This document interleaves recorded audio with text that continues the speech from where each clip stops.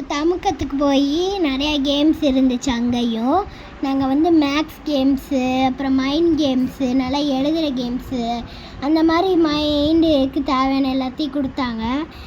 அப்புறம் வந்து ஃபோனில் வந்து அடிஷன், சப்ட்ராக்ஷன் அந்த மாதிரி சம்ஸ் கொடுத்தாங்க. மொபைலில் டைமிங் வச்சு அந்த சம்ஸை கொடுத்தாங்க. டைம் எப்போ முடியுதோ நம்ம டக்குன்னு அந்த சம்மை முடிச்சுட்டு டக்குன்னு கொடுத்துடணும்.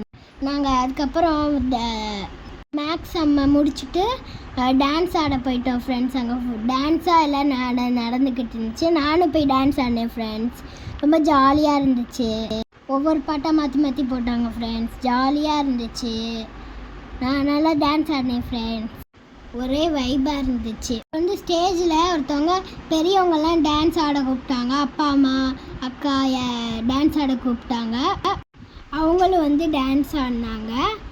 டான்ஸ் ஆடின பெரியவங்களுக்கு எல்லாருமே கிட்ஸ் ஸ்டாக்லேருந்து கிஃப்ட்டு கொடுத்தாங்க.